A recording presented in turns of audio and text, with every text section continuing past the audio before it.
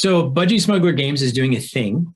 We've reawakened the Renegade Legion universe, and you'll be seeing a new tabletop game called Centurion coming out in a couple of months. But before that, we're actually introducing the universe through an anthology, a series of 10 short stories, and it's called Voices of Varuna. So we have Carrie and KT from who have written stories in the anthology, and then we have Matt, who is one of the developers of the Renegade Legion universe, and then I am the editor of the anthology as well. So let's do some quick introductions. Let's tell people who you are, your experience, writing and all that, and then we'll kind of dive into a little bit of talking about some of the stories. So Carrie, you want to give a start? I'm Carrie Harris. I write some original fiction, and I also do a lot of tie-in work, some with the game Fate, and I also write novels for Marvel. So I have an X-Men book out, and I'm doing Ghost Rider this year, and I'm so psyched. KT? I'm KT. I write speculative fiction and fantasy. I have been published in multiple anthologies, and I have a couple of kids' books out there that I wrote for my grandson. So been working in the industry for a few years now, and I'm just getting my feet into the doors of the bigger places. And Matt? I'm Matt Alexander. I'm one of the developers at Budgie Smuggler Games. Been doing game work and fiction and world building since for about 10 or 12 years now. And been pulling the Renegade Legion universe together for about the last year. And he's also on Australia time, so if he seems a little sleepy, it's because it's like o'clock in the morning over there. Cold, and no one will give me sympathy. This is quite early for you. So the anthology is kind of special to all of us in a way. From the time we put the call for writers out to the time we're actually going to publication is just shot. It's actually just over 2 months, which is not usual. That's not normal. But we did this because we wanted to introduce, there's so much potential with the universe.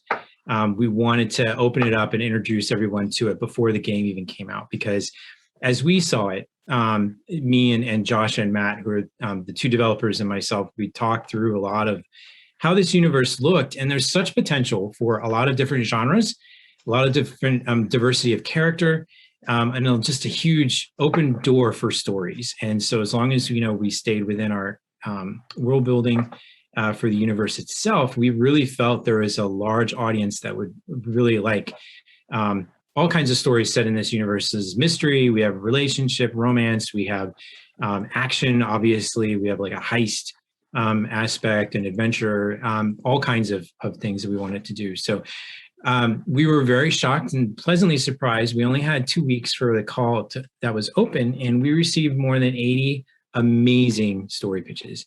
And it was really hard for us to cull down, but we ended up with 10, of which Carrie and KT are two of the authors in the anthology. And I'm really curious because both of you had they're very different stories. They're also very amazing. And I think the pitches alone sold us on both of them. So I really want to ask KT first, because yours was the most unusual, which is what drew us to it immediately. KT wrote a very humorous relationship story where the story is a little different than what the pitch was originally, but it's so fantastic. And I just want to ask you, what flipped the switch in your mind to make that type of story for this?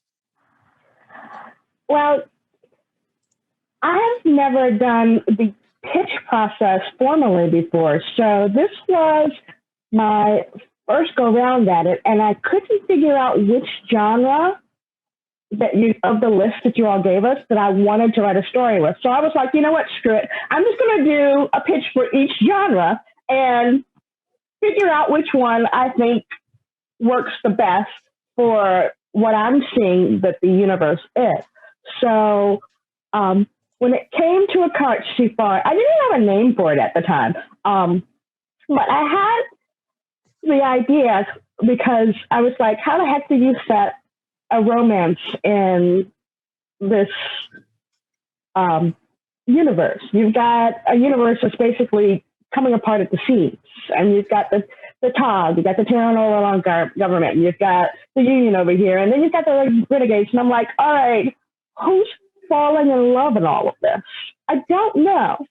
But there's got to be some random guy hanging out there that, you know what, just wants to find love, but what are the challenges to finding love when the universe is so large and there's so many different species? And what it means to be human has expanded. So I just look back to when I was single and how utterly ridiculous and difficult it is to just live your life and then also find somebody that you don't hate and would like to hang out with every day, and channel that. And I actually kind of based it on my husband. he's very cerebral, and he's very, very clueless when it comes to dating and women. And so, just thinking about the way he was when we first got together, and then this story, this idea came to me, you know. And then when I talked to you guys about where it would fit in the universe, and you guys were talking about how the Carthage were this kind of old school, very rigid, very almost mobster-like group of organizations, I was like, space mafia. And then there we go. That's the story. Yeah.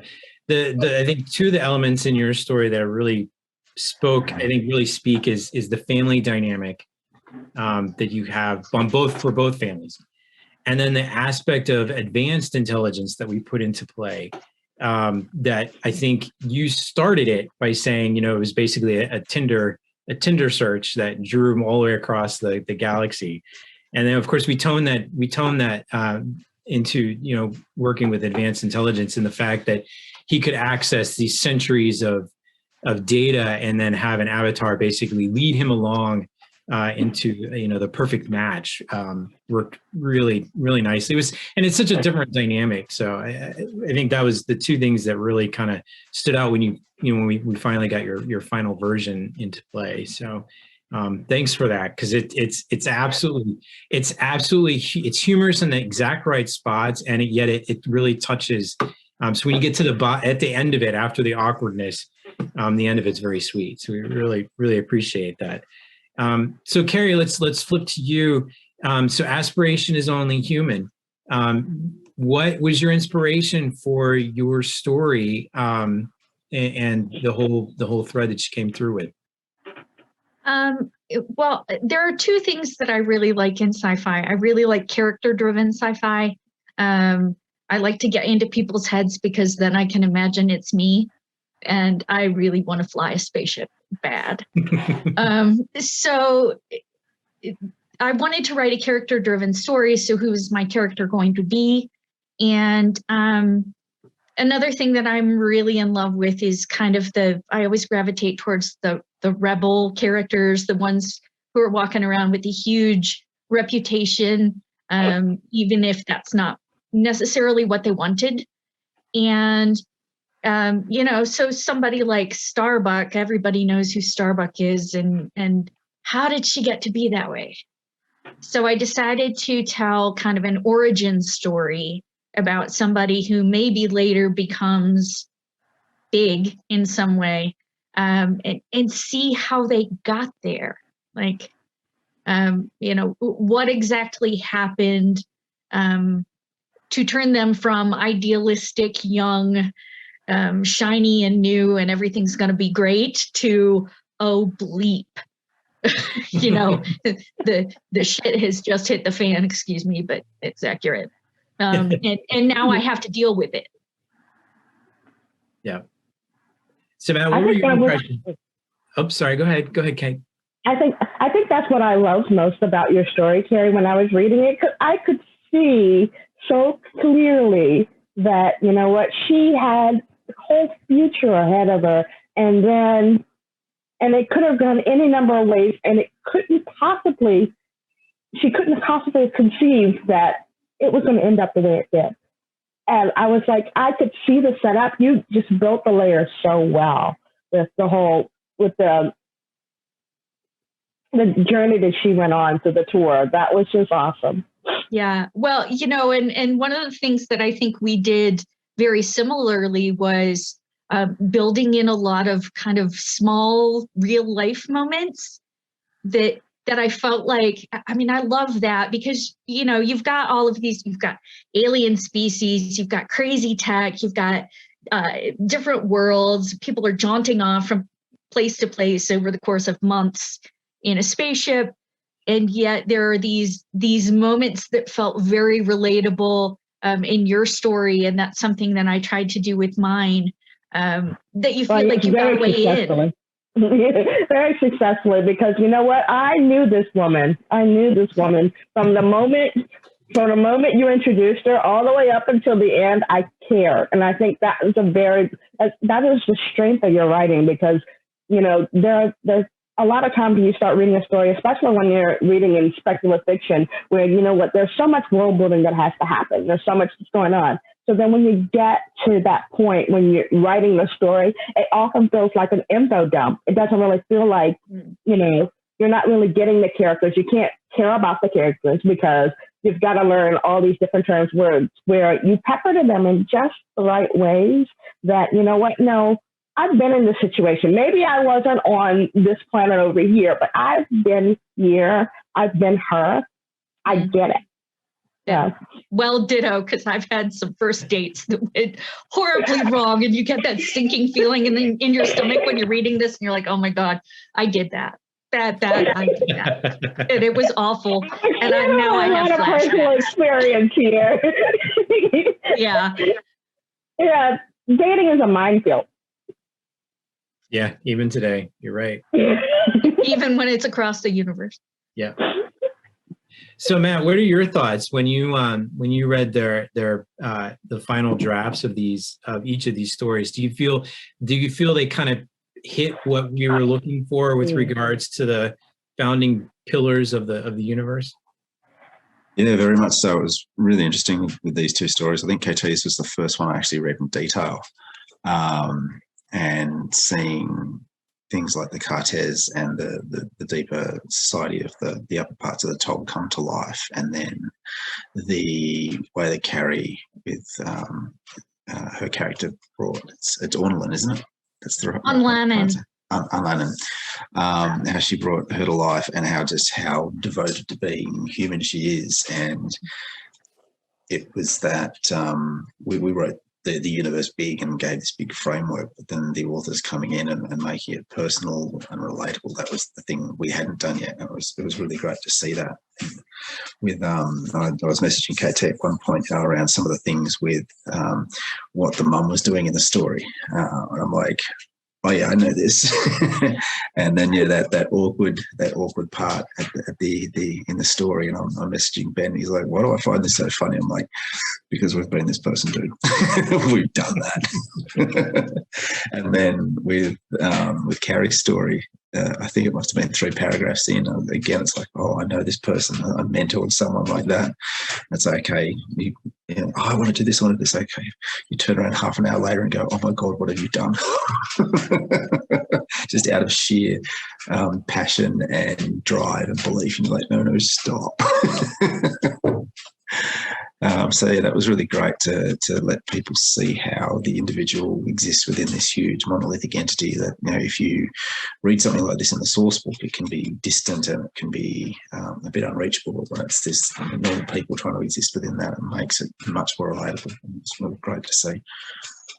Yeah, but the strength of both of your characters it really stands out, mainly because as you're reading through, you're seeing the choices they're making, and at the same time in the back of your brain, you're like, but what if they took the other choice? What would happen?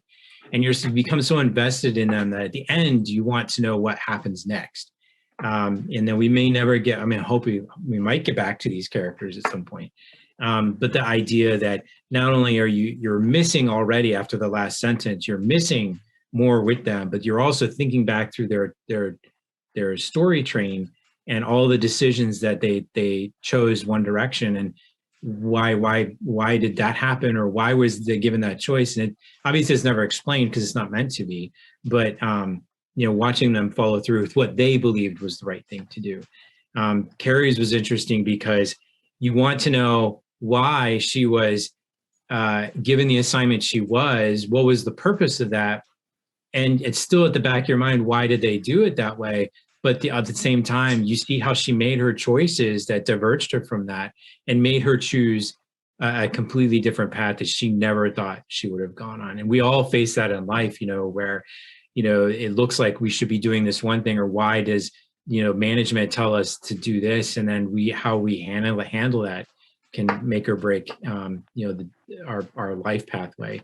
And then to be honest, out of all the stories, KT's was the most heavy with touch points into the universe with specific terms and terminology and titles and things. I remember the first draft, we had to really cut it down because it was way too deep. And unless you had a source book or annotations going alongside explaining what all these things were, it was a little too much. But I think we actually got it really down to a point where you understood what the Cartes and their structure was like.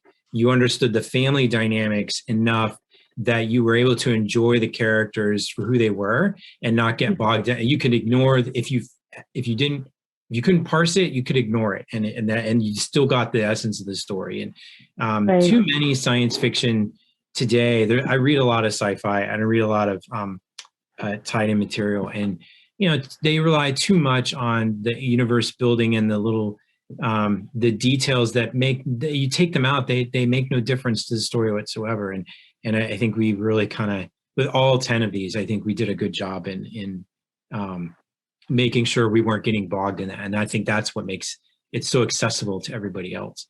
So Yeah, I think as a writer, though, you kind of, when you're building a world for your story, especially with Vinny, the world that he was in, there's so much intrigue. There's so much going on in the background that's not said. The Dance of the Hummingbirds. When I read that about when y'all were giving the description for the carcass, I was like, oh yeah, I can see this. You know what? I kind of saw his dad. Vinny's dad is kind of like, the old mafia don, and Jimmy is like, he's not really Don Corleone, but he's the other guy. He's not Frito, but he's the other guy. He's the other brother. He's doing what he's supposed to do. He's following the rules. He knows his spot. He knows his place in the world. And there were a lot of things that I put in that first draft, which originally it was 5,000 to 7,000 words that we had to play with. I think that first draft was like 12,000, 13,000 words. But I just kind of just put everything in there. I threw it all in there. I built it all up because I was like, you know what? This is the world he's in. And then afterwards, after I read it, I was like, no, it's taking too long to get to this point. We need to hone in. Where does the story start? And Ben, you were great because you were like, no, all right, yeah, I like this, but no, we don't need that. No. Yeah, and I had to let go of my darlings, and just kind of. I think the first note I had for you was wipe out the first 2 pages because it just didn't work. It was like a mass info dump basically. But it worked. You took that direction. I think you kept the first paragraph that you had written, and then you I think you changed the dynamic of the story when you did that. And it made it so much better because we went right into Zinni, and it made so much more sense for him. So, yeah. And Carrie, you were awesome. We gave you notes about technology because you were still thinking modern, and there is sci-fi that looks so because we're talking 75th century, so that's way out there. And I've read Scalzi stories and things like that where they're farther, they're just as millennial out, but he's still using paper and pens and things like that. So, but we weren't doing a tech regression; we were still doing progression, and when we made the notes about we're not using phones on tablets or video on tablets anymore. I mean, we're talking like hand drones and, you know, all that kind of stuff. And you were like, you got so excited. It felt like you got so excited in the comments because you were like, suddenly it was like, you could actually see the light bulb go off when you were commenting back that you could really expand what you wanted to do here. But the best, I gotta say, the best small in-universe detail in the entire anthology is Carrie's detail about the traveling cook. Oh my God. I love that. I love that so much. That was my favorite part. I was like, yeah, I could see that. It's like triple D all over the galaxy. Yes, I love that show. I want to watch it. I want to watch that show. I would watch that Varuna chef show. I totally would. Yeah. Yep. And you know what the interesting thing is that there might be opportunity as, you know, as we move forward with these different anthologies. I love the anthology set because it gives you lots of different windows. It gives us lots of different windows into so many openings in the universe. It's very easy. We could see a short story about the chef of that doing a TV show, maybe on a planet that's war torn at the moment, or undergoing assimilation, undergoing a renegade revival. And how does he carry that show on? How would Guy Fieri do a show in, like, you know, a war-torn Civil War era? So it's like he shows up and he's already scheduled and he shows up and, oh my gosh, wait, y'all are at war now? Yeah. Or does everybody stop because they're all so familiar with him that both sides come together? And, you know, I know I'm already throwing story ideas for them. They're all fans. They're all fans. They stop fighting so they can be on the show. I want a cameo. Well, you know, and when I was writing the story, I'm a GM. Like, I run games. I've written for games before. Yep. And so what I wanted to do was write something that would give me ideas, because that's why I read anthologies like this. I read them because I like sci-fi, but also, you know, I want ideas. You know, because there are just some days where you just haven't planned anything and you have nothing and everybody wants to play and there's just nothing. So I wanted to write something that I would like to run. Yeah. We took notes for that all through our world building, thinking how can we move some of this into the RPG? And you'll probably love this from the food side. Josh wrote a lot of the TOG and I focused on the Union, and Josh was writing about telling a food culture, and that food grown on Earth is one of the ultimate black market commodities because there's so little of it and it's got such prestige around it. Yeah. And we're just like, oh my God, role-playing game opportunities here, like, and it was just around like a bowl of rice or, you know, a packet of pasta. And it's this magic item. Yes. The science beer. Yeah, that was pretty wild. Could you tell that I was hungry when I wrote it? I was really hungry. It made me hungry, and I really wanted that beer. Yeah. I was like, wait, the way she's describing it, is it like cider? Is it a beer? What is it? I want that. There was this place that did a fruit beer when we lived in Michigan, and it was a fruit, and it was like that. It was sweet, that it was earthy, and I was just, I want to go back and drink it now. That's the stuff we want. We love seeing in these stories because behind the scenes. Behind the scenes, when you were all asking questions, we were having all these chats about technology, and we were trying to talk about how do we make the technology feel real to people. And one of the questions we asked was, how would a shield smell? Like, what would be the smell when a grav tank with its shields go past? I'm like, oh, it must smell like purple or something. Then someone's like, no, it smells. Oh, I think I was saying it smells like the Underground Rail, that ozony smell. And then someone else said, no, it'd be like burnt raspberries. And so everyone's coming up with what they thought the smell would be. And so, the way you guys were talking about these real life elements in the story, people can then go, oh, okay, so that's what that universe smells like. Yeah, cool. It tastes like that, right? Okay. And that's really cool to see. And I know I remember that conversation because then it turned into like shield technology. Like if a shield is hit by a weapon, every species, when they create their own ship, has a different way of that shield reacting. So it could be different colors. It could be like, I think it's the Tolan have like a ripple effect, but then one of the others has like fractal effects. And it's just like we really got into all of these like sensory overload is like, how do these things all relate, even though they're common names and common understandings, that visually and conceptually, how could they be different? And so we really dove into like the senses and how those, you know, smell, touch, feel, hearing, even, you know, we really wanted to explore all that concepting, and you guys don't even, we have so much written, just most of it's because Matt just vomits words and doesn't know how to self-edit. So many things about the cultures and all that stuff. And so I was telling a couple of the other writers this yesterday, the original writer's Bible, I asked Matt, could you take a stab at doing this first? Because we wanted, when we were pulling you guys in, we wanted to make sure you had something to start working with. And the first writer's Bible he gave me was like this tome of what? It was like, what, 50 pages?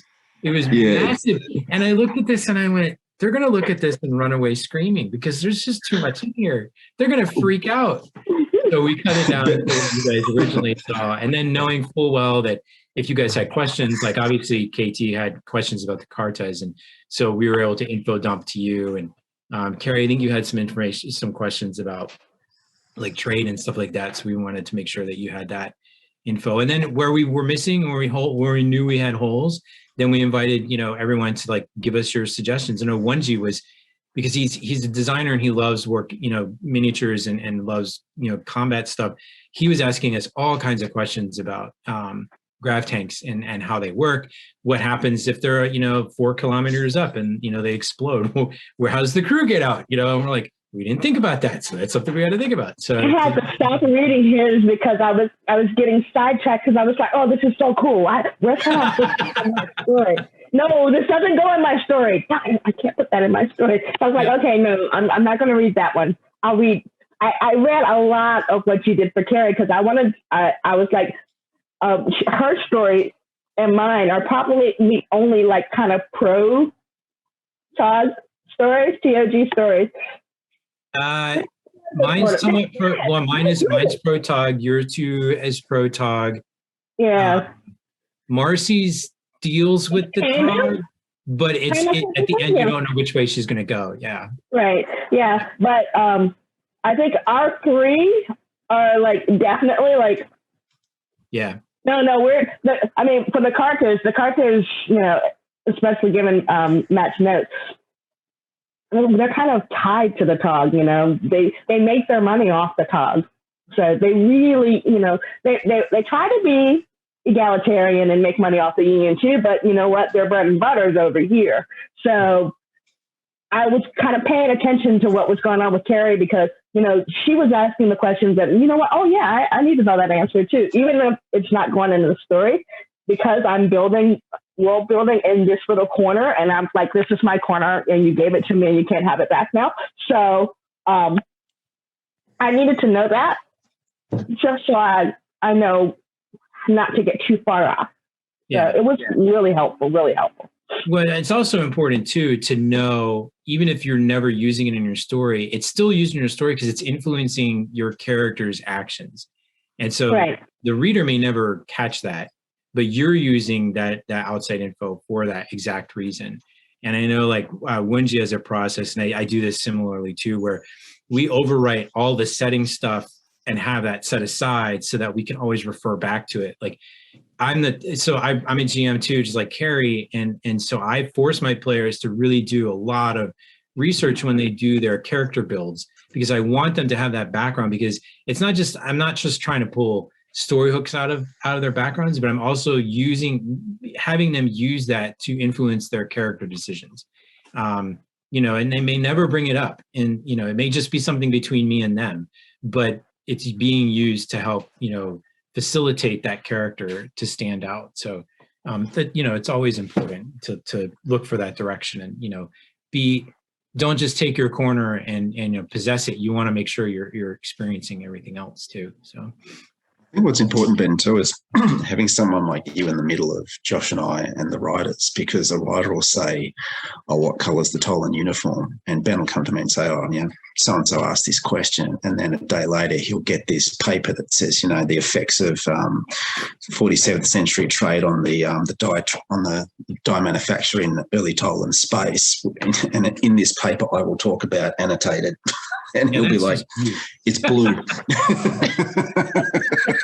So you guys get shielded from these brain dumps. Yeah, that is true. I did save them a lot of angst. I don't know. That sounds like an interesting paper. Well, you guys can talk offline. Okay. I actually wish I'd read your story before I finished mine, because I could have used those chameleon clothes. That chameleon suit totally would have been something Zinni would use, because he was wearing his uniform jacket on top of his dress clothes all week long, because he just did not have time. If he had a chameleon suit, then that would have saved that. I could have added that in there. Well, I think one of the best things about writing sci-fi is you can write the tech that you wish you had. Yes. And I don't have would to change very my much clothes. like I press a button. Yeah. But it's interesting when you both don't, when you use that differently, my brain immediately went, oh, why wouldn't you be wearing that? And maybe the upper classes see using that as a cheat. So you actually wear non-mimicking clothing to show your rank and your status or something like that. And so my brain, the minute you said that, my brain just ran off and started writing the next paper. Yeah, that's true, because, so much about the cards is about status and rank, and they're showing their tattoos properly and everything. So he probably wouldn't, even if he had available the chameleon suit, he probably wouldn't have worn that suit. Yeah. But he probably would have wished he could have worn the suit, so he wouldn't have to deal with that. Because that's the type of guy he is. Very true. Like, I'm saving time here. I have so much time to do. Get a suit. So I am curious, and I know a lot of people who especially do writing or want to do writing are always, it's one of the common questions they ask. What's your process when you do when your pitch is accepted? What's your process getting into that first draft and getting that first draft complete? Just curious. Well, I'm an outliner. I used to be a pantser. In fact, the first book that I sold was completely pantsed, which is, the beginning and then you just go. And I sold the book, and the editor wrote me and said, this book is great. Rewrite everything after chapter 8. Everything. It was 2/3 of the book. She only bought 1/3 of the book. So I decided that maybe outlining was a good idea, and now I obsessively outline. So I took the pitch, I wrote a longer outline, which was, 3 or 4 pages. Every scene, this is what happens, this is how everything fits together. And then by the time you're drafting, it's easy. It's just filling in the details to make it feel real. So that's what I do. What do you do, Katie? I'm a bit of a hybrid there. So I get my pitch. Once I have the idea, then I will write as many pages as it takes to outline it, to get it from beginning to middle to end. And then from that point, that's when I draft. I don't do a more detailed outline, because I found that given my love of research and my squirrel brain, if I don't start writing once I have the general format done, then I will get distracted and start like, oh, wait. So what type of material should I have his pants be?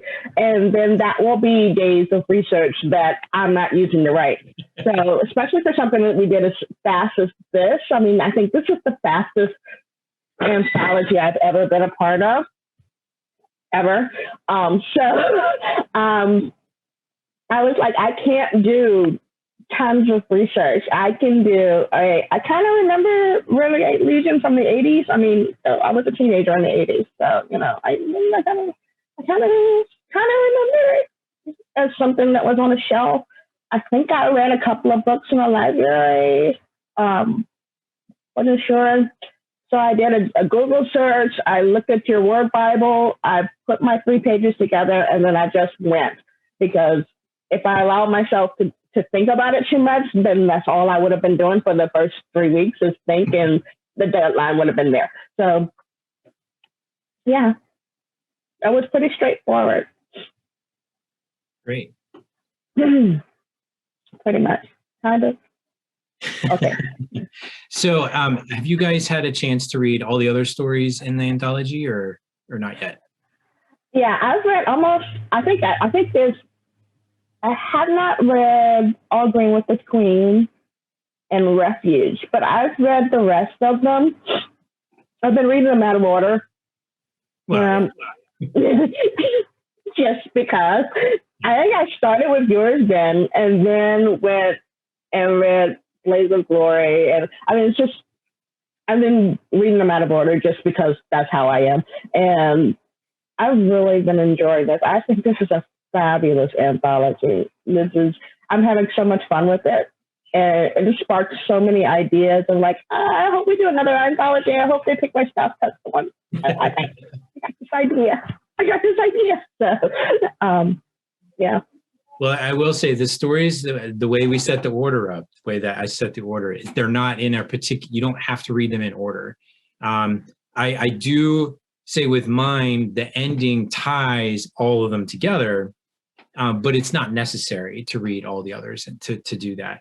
I did it mainly as far as like, I wanted to have like different themes work. So I didn't want all the combat ones up front. I wanted to have like, just like, you know, when you're watching a movie, the way that we do the emotional flow, you know, we start out with a bang. That's where we have Bev's, you know, first one, Blaze of Glory. And then we move into something a little bit more light and character driven. And then we move into something a little more humorous and, you know, just, and I also look at the characters, the POVs that are used, because we don't want to overindulge with like, if I've noticed in anthologies, if you have like two first persons back to back, trying to disengage from one character's inner thoughts and things into a completely different story that also has first person can be jarring. So, you know, you want to kind of play with the POVs as well and make sure that the stories have different, the tonals are also different so that it makes you not blend them together. And that's really the only reason that we have the order the way that they're done. So I felt that was, you know, that was the way to go with this one. And I think because we didn't have an overarching idea. I did originally have an overarching theme I wanted to do, but it took away from that throw open the doors and see what comes in type thing. And I really wanted to have that. My goal is I would love for mystery lovers to read mystery novels set in our universe. I would love for horror lovers to read great horror stories in our universe. I would love young adults and romance. I mean, I'm not against that. I mean, I think that is also there's a lot of viability there. And the reason is because we have so many. One of the things that Matt and Josh did at the beginning was they looked at the galaxy and they mapped it out and then used equations to actually figure out how many populated stars conceivably would be and how many species would actually work and the different levels of technology to match out so that when you look at, and we're just using half of the galaxy side, right, Matt? And even then it's like, what is it? 100,000, 150,000 viable? 110,000 map systems on the maps we've got at the moment. Yeah. I mean, there's a lot of room. Yeah. Yep. And then you feel, you know, Earth, we're at 9 billion people. How many stories? That's 9 billion stories. And then, you know, you multiply that out. There's every type of story can exist. And I really would love to see, you know, stories. My wife loves, you know, light comedy and light mystery. And, you know, I want to see her enjoy that type of story in our setting. And it's not just a sci-fi setting. It just happens to be a mystery in a science fiction type setting. But the sci-fi is the dressing. It's not the focus. So I think that's where when we looked at the pictures, the way we approached that, I think was really successful in that we stripped any identifying information off the stories, or you did.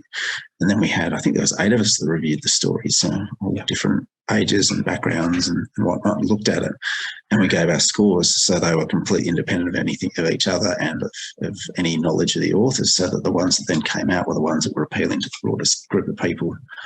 And yeah, it was really interesting to see then, who the authors were behind these stories that we've read the pictures of and how it came out. It worked out really, really well. Yep. And I think what you were saying about the big universe, what we wanted to do was make it big enough so you could understand it was big. So 100,000 worlds, okay, people can get their heads around what that means, but that's still such a massive place that you can do pretty much whatever you want in there, but still be able to place yourself inside something where you've got some universes that are so vast, you're just lost in the mass. And there's other ones that are so small that they don't feel like there's enough room to go out and do everything you might want to do. So we were trying to find that really nice middle ground. Right. Yeah. Okay. Well, I thank you guys for joining me today and talking about Voices in Varuna. So everyone, look forward to it. It'll be on Amazon as an ebook and print on demand, and we look forward to you enjoying it. Reach out and let Carrie and KT know how much you enjoy their stories, and watch for the Centurion Game Found. Watch for the Centurion Game Found coming in August. So with the tabletop tank game, but also simulator. Yes, my husband is really excited about that. That's yes. awesome. Yeah. And if you like the stories for Anthology 1, please pass it on to everyone who would love it, even just one story in there, because we want to do more anthologies, and the success of this first one will determine how much we can do moving forward. We really, as you can tell, we're excited about the opportunities and the potentials that exist here, and we want to write more. So please do us a favor, give us great reviews, or well, I'm not going to ask for good reviews. Give us your honest reviews. Promote the book as much as you can. Don't tell us it's bad. Really. All right, I'm going to shut up now. You're being truthful. You're being truthful. All right, thanks a lot. Thanks a lot, Carrie. Thanks a lot, Katie. Thanks, Matt, for joining us today, and we'll talk to you later. All right, and.